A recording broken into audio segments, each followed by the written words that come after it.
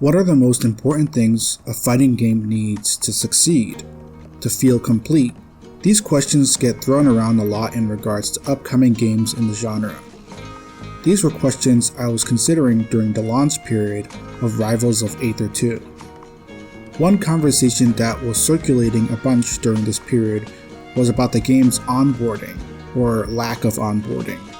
Many players new to the world of Aether were feeling dejected from their massive losing streaks. For these new players, the amount of experience needed to find any success in the ranked mode seemed excessive.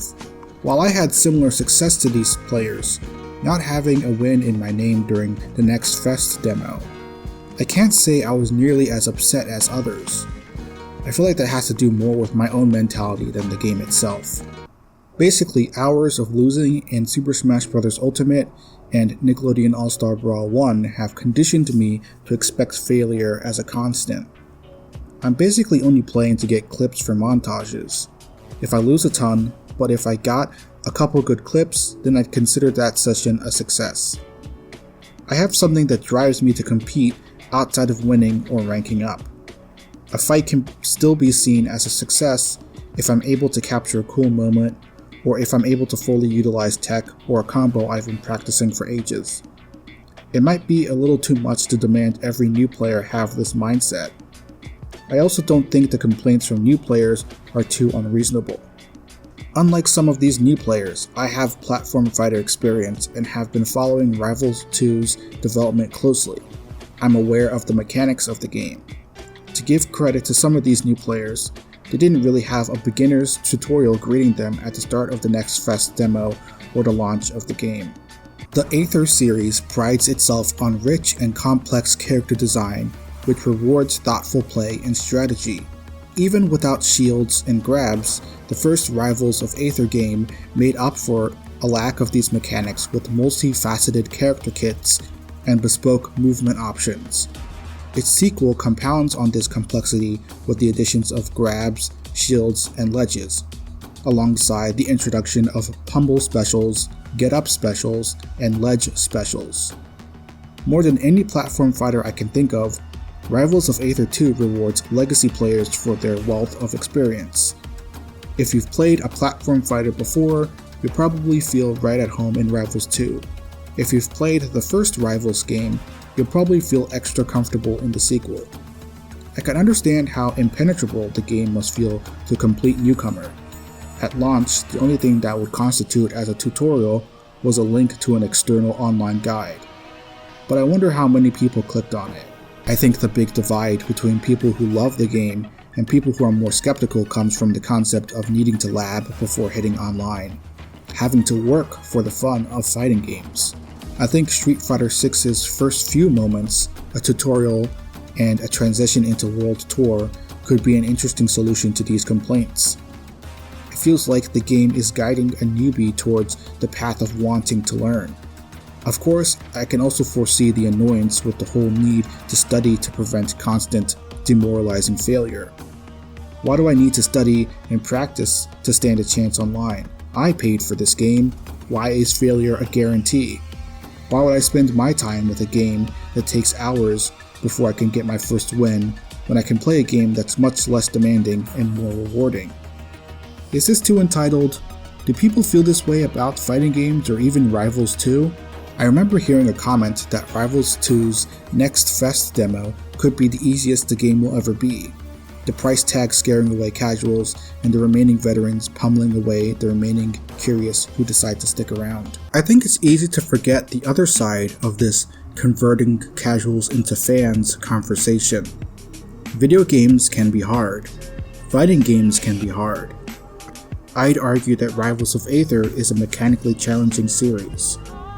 While there's lots to critique about Rivals 2's first impression, it's also worth arguing that some experiences are more rewarding the more time you put into them. I'm not some pro player.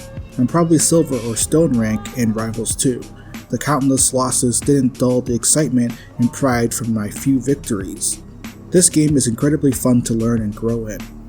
With each new victory or skill mastered, learning and practicing with the roster felt more rewarding. platform fighters can be challenging, but those countless losses will eventually build up to experience. I know way more after making mistakes and learning from them than from being afraid of failure. It's important to look at fighting games as a social gathering. It's not enough to simply go to a party and expect the fun times to be dropped on your lap.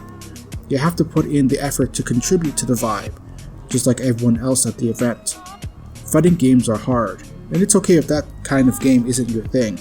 However, I feel like if you push aside the pressure of needing to gain prestige and just have fun experimenting, you'll find an exhilarating, rewarding experience like no other.